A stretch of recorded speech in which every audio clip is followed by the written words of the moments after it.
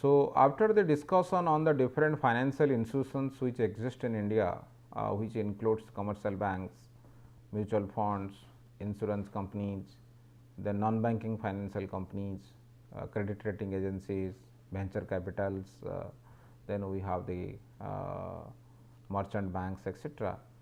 The other part of the discussion on this course is basically the market. And if you see that whenever we define the market is divided into different parts. Mostly if you divide the market on the basis of the assets which are traded in that market or the term to maturity of that particular asset in that particular system, the market is divided broadly into two categories. One is your long term market, one is short term market. But whenever we talk about specific, we categorize the market on the basis of different financial institutions and as well as maturity. Then we have categorized them in this way. We have a money market, we have a debt market, long term debt market that we can say. Then we have the stock market, then we have the derivatives market, then we have the foreign exchange market. So, these are the different markets which exist in the system, and every market has their own segments.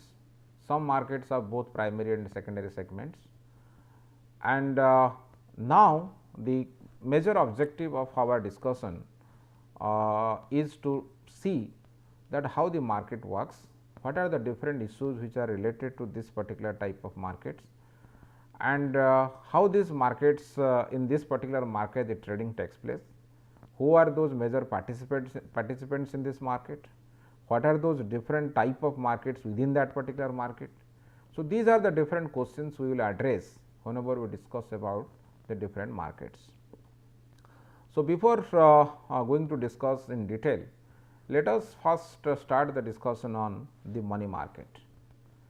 So, if you go by the money market, already if you know, the money market is divided into different parts, because money market deals with the short term securities.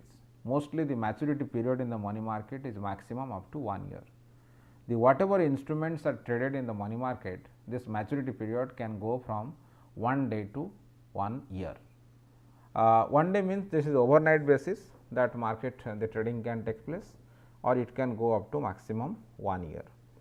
So, the money market is mostly divided into various parts. One is your different types of money market we have. We have a call money market, mostly all are short term in nature, these are the short term market only. We have a treasury bill market, then we have the markets for certificate of deposits, then we have the markets for the commercial papers, we have also a market for the commercial bills. So, these are the different type of market which exist in Indian system. So, our objective is to discuss one by one what is that market is, or what kind of market it is, who are those participants in this market, and how the market works, and what are those different instruments which are traded in this market. So, we can start the discussion with the call money market, which is one of the important markets in the economic system, which plays a significant role in the monetary policy process.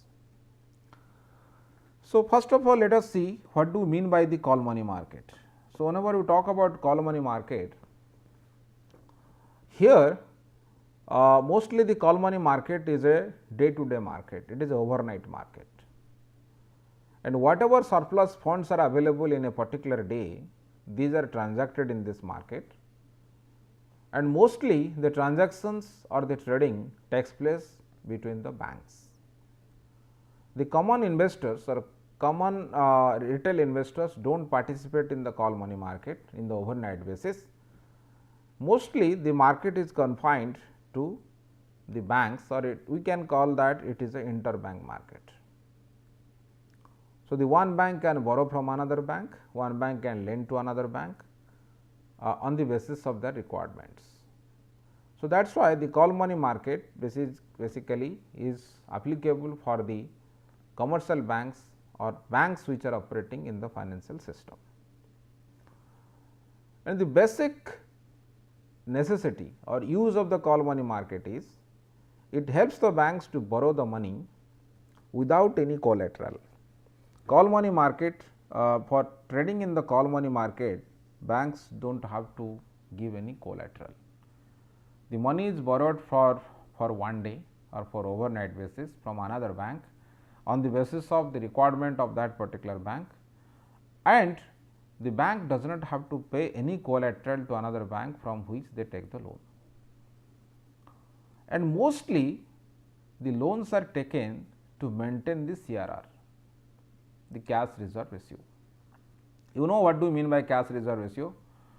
The cash reserve ratio is basically nothing but the percentage of the deposit which are parked with or which are deposited with the RBI. And depending upon the deposits, if the CRR is let 7%, depending upon the deposit base, the CRR basically changes. So, mostly the banks use the borrowings and lending activities in the money market, mostly the call money market, to maintain that CRR with the Reserve Bank of India, because that money fluctuates over the days. So, once the deposit changes, the CRR will change. So, because of that, if the bank has to maintain that CRR, they can borrow the money from another bank and they can deposit that money, and one bank which has the surplus, they can lend the money to the another bank. So, this is the major utility of the call money market, which tells that to maintain the CRR, bank uses that. The loans which are made in this market are very short term. Already I told you that if whenever you talk about call money market, this maturity period varying from 1 day to fortnight. The call money market instruments 1 day to 1 year, but whenever we are confining ourselves to the call money market, the maturity period can vary between 1 day to 1 fortnight, that means 15 days. So, this is what basically the concept of the or the definition of the call money market or the nature of the call money market which exists in the financial system. Before we go to discuss about the participation and other issues related to call money market, let us see how the call money market in US is defined. Whenever you talk about the call money market in US, there are two types of market which work in the US system. One is they call it the federal funds market, and another one is call money market proper. So, whenever you talk about the federal funds market, the objective of the federal funds market is different and the objective of the call money market proper is different. Then what do you mean by the federal funds market? What it does? So, the federal fund market is basically deals with the federal fund transactions. What do you mean by the federal funds transactions? The federal funds transaction is basically what? It is the transaction is defined as any transaction between banks involving the purchase or selling of bank deposits at Federal Reserve Bank for one business day at a specified rate of interest. The purpose of transaction this market is to adjust the reserves of the banks, the same thing what CRR we are talking about, and the supply of the funds to the market arises out of the reserves of the banks with the central banking system. That means, mostly this whatever transactions, any purchase and sale of the bank deposits happens at the Federal Reserve Banks for one business day, that is basically called the federal funds market. And again that basically depends upon the reserves whatever the commercial banks have to maintain with this Federal Reserve Bank. That is what basically the federal fund market is. But whenever we talk about the call money market proper, it has a different kind of objective. So, the objective of the call money market proper is to provide the short term loans by the banks to the security brokers. If you see, remember these loans are given to the security brokers and dealers for the purpose of financing their customer purchase of the common stocks. If anybody wanted to invest in the stock market and they want to borrow from their broker or from the dealer, then the dealer can borrow from the market or from the bank to provide that particular loan.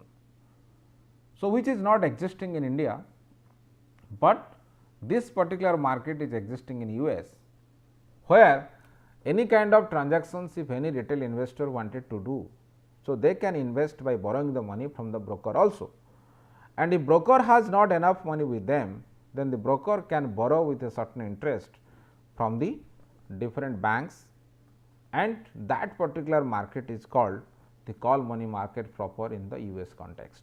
So, this is the way the money market in US is defined. So, let us see how the market is categorized in the context of UK. So, whenever we talk about UK, the commercial banks, whenever the UK bank or UK money market is call money market is divided into two parts, again categorized into two parts. One is clearing banks loans to discount houses and another one is the interbank call market. Whenever we are discussing or we are explaining about the clearing banks loans to discount houses, how it is defined? The commercial banks give loans to discount houses on the call basis.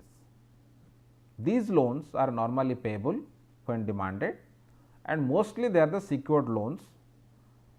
And how it is secured? They are secured by the treasury bills, that means the bills which are issued by the government and other bills of exchange which is used as a collateral.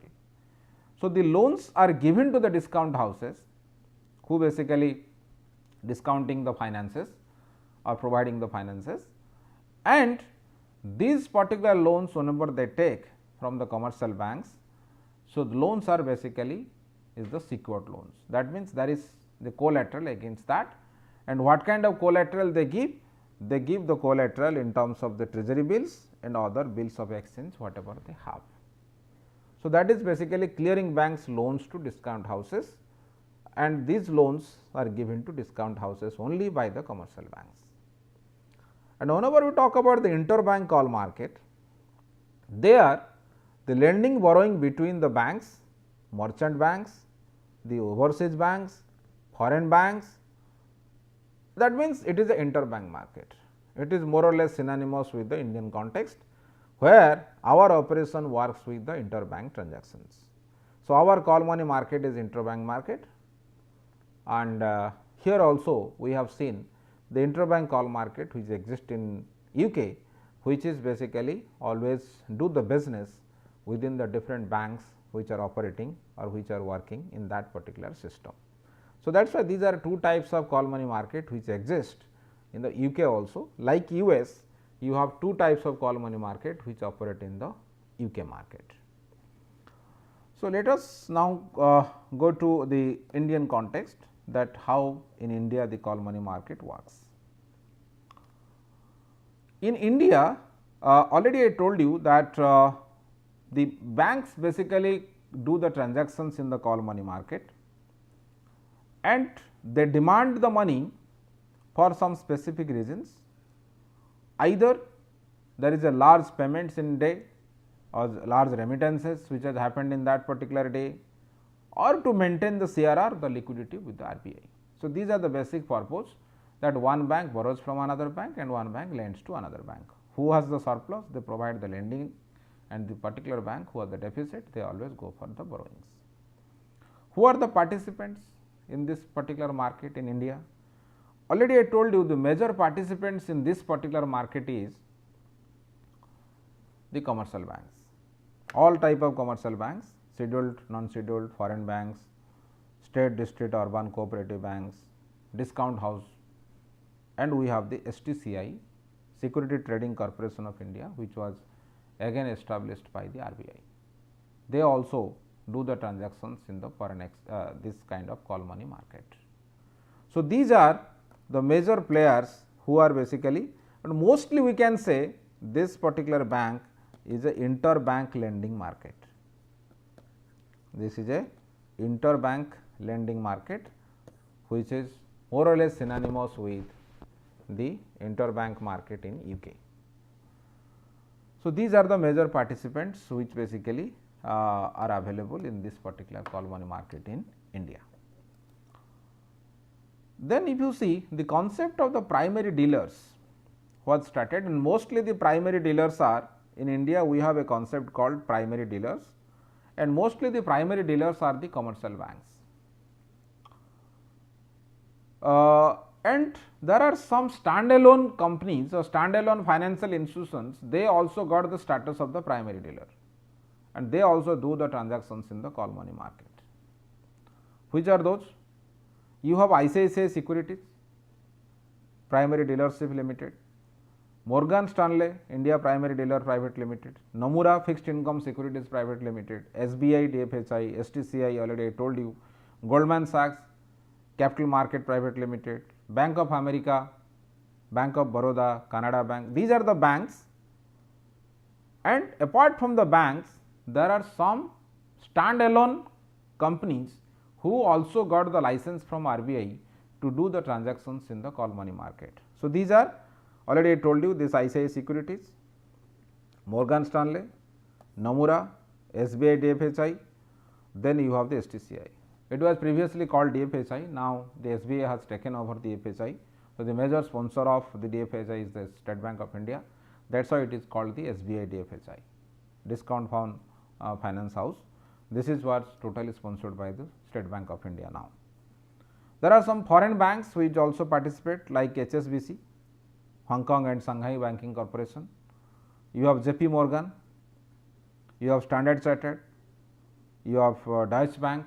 All these banks also participate in this call money market in Indian context, apart from our own public sector banks which also got the primary dealership to operate in this particular system. Non-banking institutions other than PDs are not permitted in the call money market, or it is also called the notice money market in the Indian context. So, that is why mostly there are some institutions which are got the license, because but mostly this banks is this particular market is confined to the banks. That is why it is called the interbank lending market in the context of India. Then we can move into how basically this trading takes place in this particular market. So, whatever transactions which happen in this particular market, they always happen between the two different parties, maybe in the over the counter market, but they are all reported to the electronic platform called the negotiated dealing system. These transactions takes place in the OTC market, but even if the transactions which are happening in the over the counter market, these are required to be reported on the FIMDA platform within 15 minutes of the trade. And how the trading takes place and what are those ways the trading takes place, how much amount of the trading takes place, both lending and borrowing activities. So, those things will be reported to the FIMDA trading platform within 15 days of the trade, whatever is happening in the OTC market.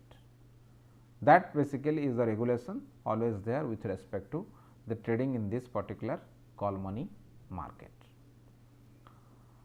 There are some restrictions, there are some kind of regulations in terms of borrowing and lending activities in terms of the market participants.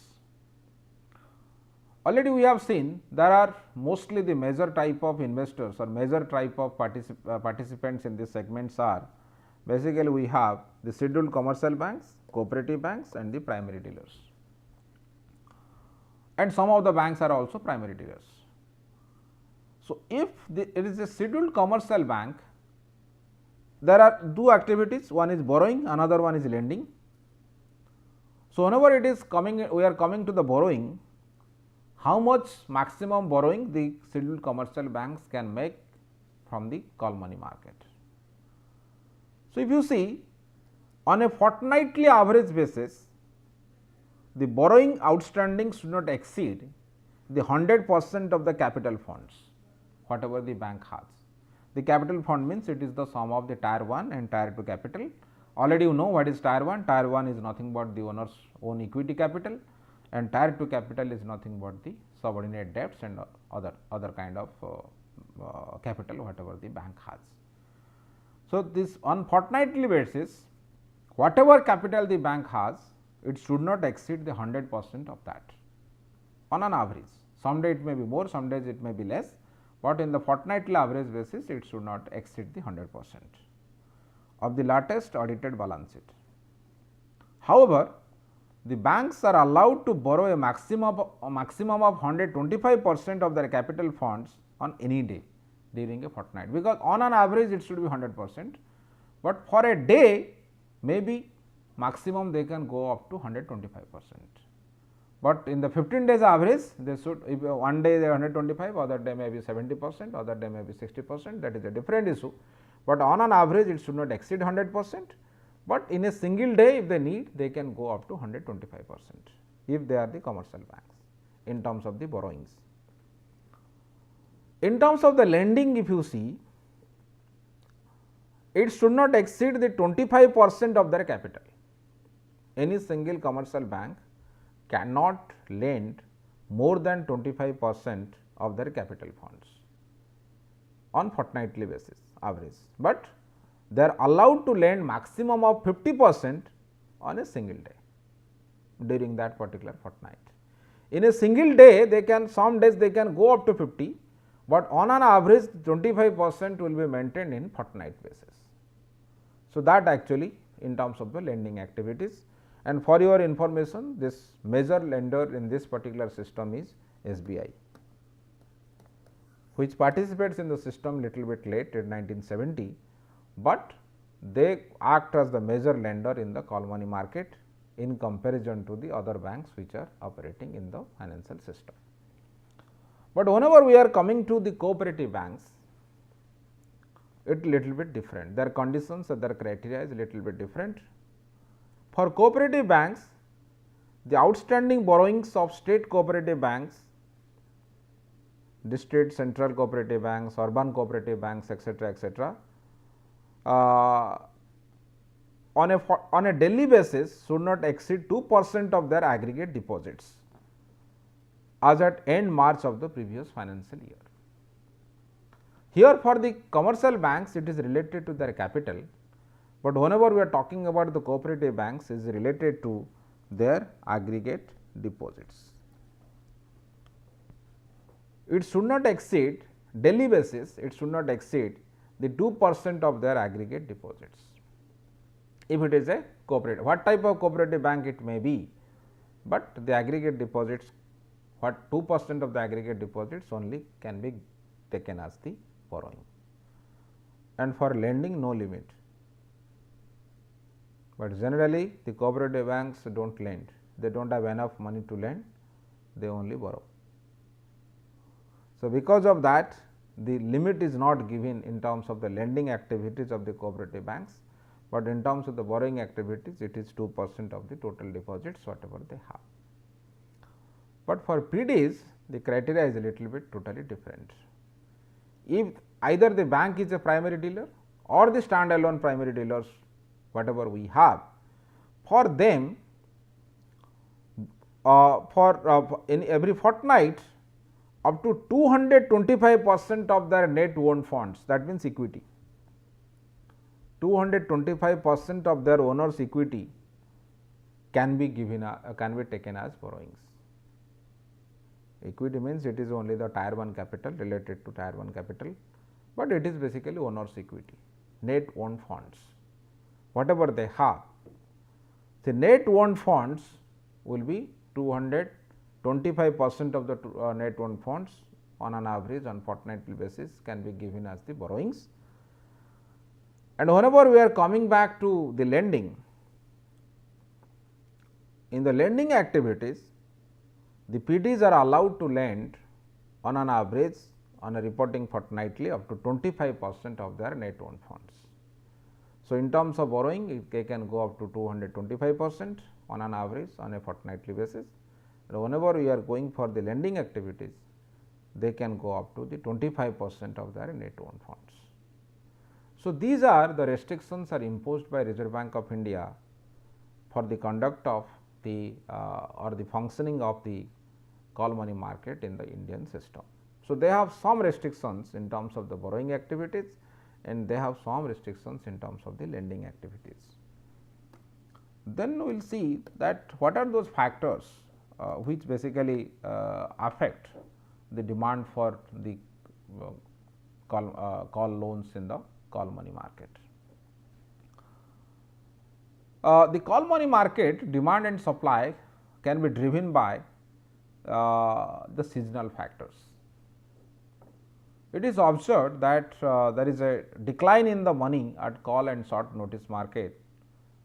A decline in money at call and short notice market should be greater in the slack season than in the busy season, and an increase in the money at call and short notice market should be greater in the busy season than the slack season. In the slack season, the demand for call loans will be less because availability of the money to the commercial banks will be higher, because the demand for the food loan, non-food loan is relatively less whenever we are talking about the slack season, but those things are quite higher in the busy season. So, that is why categorically these two time periods, if you observe, this has a lot of impact on the operations of the call money market. The need for call money borrowings is the highest around March every year, which may be due to the withdrawals of the deposits in March to meet the year end tax payments and the withdrawals of the funds by financial institutions to meet their statutory obligations. Because our financial year ends with March 31st, it is observed that huge withdrawal generally takes place in the month of March from the commercial banks, either to pay the tax or to meet their financial obligations whatever they have. So, because of that, this kind of fluctuations always arise between two different periods on the basis of the demand for that particular money in that particular time. So, that is why there is a seasonal fluctuations we have always observed in the call money market. So, if you summarize, there are certain factors which affect the demand for call loans and there are certain factors which affect the supply of the call loans. Obviously, the supply is only from one source, that is the deposit. If the deposit more, then the supply can be more. If the deposit will be less, the supply can be less, because that is the only source of raising the capital for the source of the resources whatever the commercial banks have. So, through the deposit, the supply side basically always changes, and whenever the demand side factor we will see, we have discussed about the seasonal factors, and there are other factors if you see, because the markets are highly integrated. So, any kind of buoyancy or any it is observed that the stock market is booming, then the demand for money will increase. So, if the demand for money will increase, then automatically what will happen? The demand for call loan will increase, because there are a lot of demand for the borrowings from the commercial banks. So, because of that the commercial bank has to fulfill that particular demand, and then by that time there is a kind of deficit to fulfillment of the CRR, then finally they will borrow from another bank to meet that kind of requirements. Increase in the demand for loans for industrial and commercial purpose. If any kind of development which has taken place, there are some enough growth opportunities are available in the industrial and commercial sector, then demand for industrial loans may increase. The demand for industrial loan will increase, then obviously same thing, the demand for call loans also will be increasing. So, that time it will be a huge demand to get these call loans from the call money market. Liquidation of the government securities. If they have the government securities and government securities are liquidated, then obviously it will have the demand for the call loans. Subscription to the government loans. If government basically is going for any kind of loans, that also will affect the demand for call loans in this particular system. Then policy measures. Seasonal demand already we have discussed. Then another factor is the policy measure. So, what is that policy measure we are talking about? The policy measure means, for example, the CRR has increased. So, obviously, if the CRR will increase, then the availability of the money to the commercial bank is already less. So, depending upon that, already if they have provided the loan or committed the loan, then they have to borrow from other bank, by that the demand will increase. So, the Reserve Bank of India has increased the repo rate or declines the repo rate. So, once the repo rate will increase, it will have the impact on the call loans. Why? Because the normal lending activities of the commercial bank or the borrowing activities of the commercial banks gets affected. If the borrowing and lending activities of the commercial banks get affected, then automatically it will have the impact upon the demand for and supply of the call loans in that particular time gap. So, these are the some of the factors which affect the demand and supply of the call loans in the particular system, and accordingly the interest rate in the call money market also changes. So, how this interest rate is getting affected in the call money market? What are those factors behind that? Why the call money rates are quite volatile in the market, and is there any other segment which is available related to this particular segment? Which are the major rates which are popularly used in this particular market? So, those questions or those issues we will be discussing in the next class. Please go through this particular references for this particular session. Thank you.